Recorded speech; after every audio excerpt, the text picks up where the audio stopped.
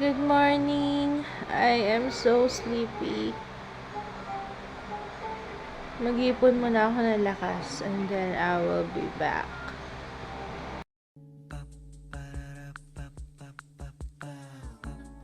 This is my family.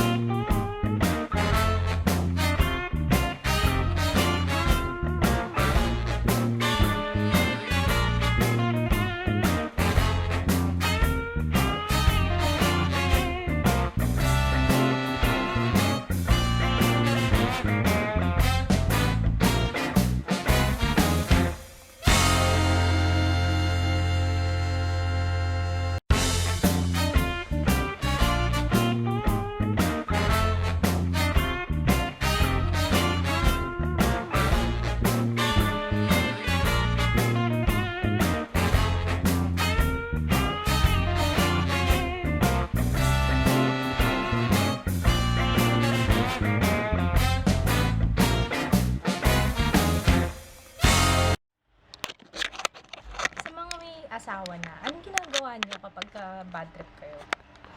Lalo na sa mga ano lang, sa mga housewife lang. Sinigawan ba naman ako kanina? Awan ko ba? Ay. Kasira ng araw. Ang ganda-ganda ng araw ko kanina. Gusto kong lumabas, kaso ako din talo pag lumabas ako kasi mapapagastos na naman ako. Kaya, I don't know what to do. Gusto kong magpa-foot spa actually, tsaka magpalinis ng kuko, pero sayang. Mahina ang 500 pesos para sa manicure at pedicure at foot spa. Ay nako, hindi ko alam kung anong gagawin ko. Makaka-bad trip. Kasi, ay nako, yung mga simpleng instructions, simple lang simple lang yung pinapagawa ko. Bakit? Ewan ko, dapat yata hindi ko na lang. Ewan ko. Iniinitan tuloy ako. Anong ginagawa niyo? Hindi, kayo, anong i-share, anong ma-share niya? Anong ginagawa niyo kapag nababad trip kayo? Kasi ako nababad trip talaga ako ngayon Pero, hindi naman pwedeng, kailangan ilabas, di ba? Yun lang Minsan yun lang kailangan ko ilabas yung pagka-bad trip ko. I don't know what to do. Inisip ko kung mag-film ako, pwede rin. Naiinis talaga ako.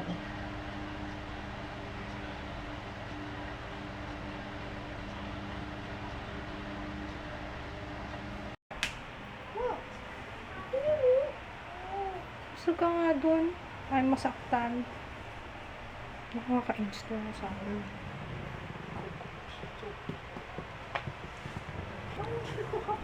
Anong ginawa ko?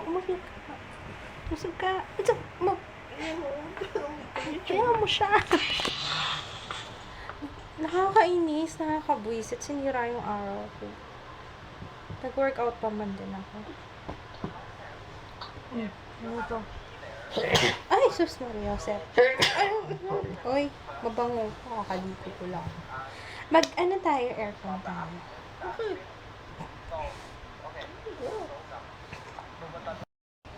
Ayun, magpa-film na sana ako. Ano ba? Ang ingay naman yan. I'm vlogging here. Ayun naka-set up na ako doon. Mag-film na ako Kaso pangit ng background ko. May mga kalat doon. Ay, gamitin ko kaya yung dala kong May dala akong wallpaper Para pag hindi kayo dyan, pag natutulog kayo dito, pwede akong mag-film doon. Ayun. Ang gagawin natin, tinamad na tuloy ako. Ha? Ikaw kasi, nakakainis na asawa ko nito. Ito 10 years na tayo. Ano masasabi mo? What are your last words? Ano masasabi mo? Ang sabi ko, Mm-mm. How was it? Ha? Hindi mo alam? Hindi mo alam? Ha?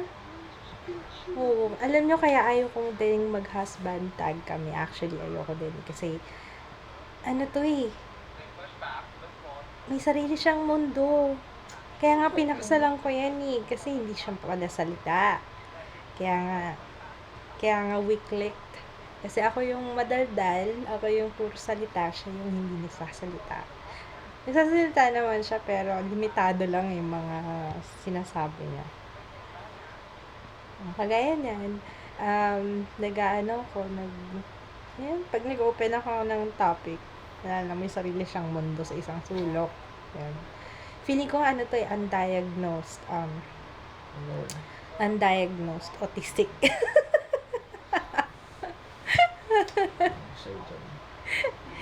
Hindi siya na yan, kagaya niya. Marami siyang pwedeng sabihin. Datanong ko sa kanya, ano ba?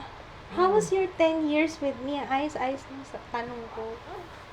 Kung gusto mo pang madagdagan yung years na yun, sumagot ka ng ayos. Puro kahawa ka yan.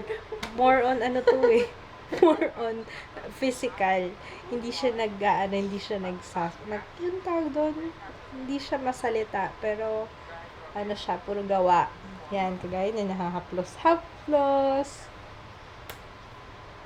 Ano lang. Wala ka pa rin. December pa. Malayo pa daw. Parang gusto ko nang putulin yun ah. Parang ayaw ko nang ipagpatuloy pa ito. Nakakainis talaga itong asawa ko. Pasalamat ka, ito na, wala na akong magagawa. Hindi pa kasi napapasa yung diborsyo. Hinihintay ko mapasa yung diborsyo sa Pilipinas. Hindi. Hindi kahit ganito to, mahal ko to. Nako, wala na akong magagawa dyan. Ito na, nandito na eh. Kita yung chest pimples mo, feeling ko. Feeling ko mula nung naglaro siya niyan eh. Paano hindi ka naglalaro, wala kang ganyan. Pagpalit ka ng tapos nag-uulit ka pa ng t-shirt. Pag maglalaro ka, fresh dapat yung yung damit. Hindi kaya sa detergent natin, pero hindi naman tayo nagpalit eh. Yung parang naman, ilang taon na natin ginagamit yun? Yung detergent, yung Tide. Diba parang mga 2 years na yun, 3 years? Hindi naman kami nagpalit. Ewan ko meron siyang ayoko nang gamitin yung salicylic acid sa kanya kasi nangingitim. Ganun pa talaga yun. Baka hindi na matanggal. Mas lalong pangit. Yun. Tapos kagabi, pinrik ko yung mga niya, may mga blackheads siya. Tapos, hindi dapat, ewan ko kung tama ba yung ginawa ko, pero dapat yata. Hindi kasi lalong lalaki yung pores. Lalong ang lalaki yung pores, bubutasin ko pa. Yun. Tapos kagabi pala, hindi na namin natapos yung tour. Naumpisahan lang namin 5 minutes. Tapos, inantok na siya. Tapos yun, pinatulog ko na kasi pasok pa siya ng gabi. Yun. I don't know what to do. Dapat mag-film talaga ako eh.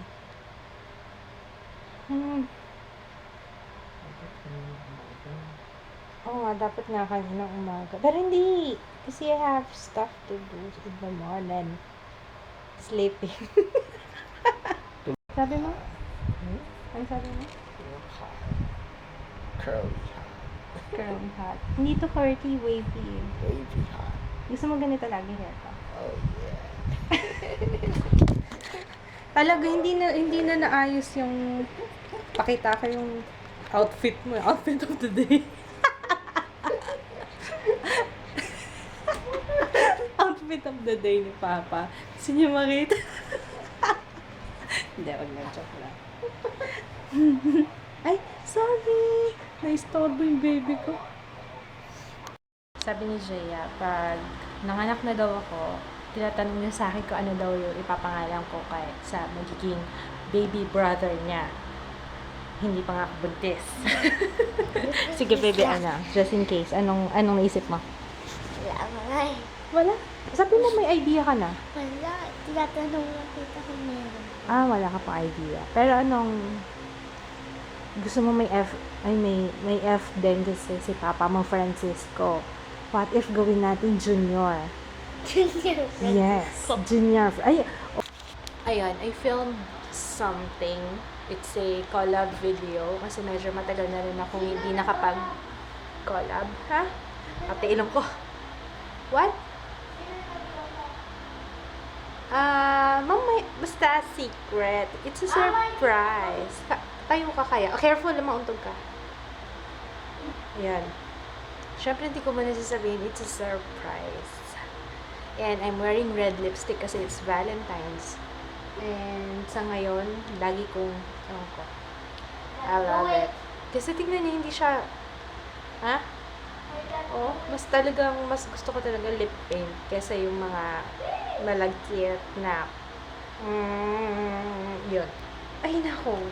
Hindi ko nga Sabi ko sa'yo, pag ginagamit mo yung earphones ko, nakailang earphones na ako, lagi na lang nasisira kasi pinapabayaan mong buhol-buhol. Jaya tot. Ay, nako. Ala. Hala ka. Oh, no. Nahulog yata yung phone. So, yan. Kising na si Papa. So, good night.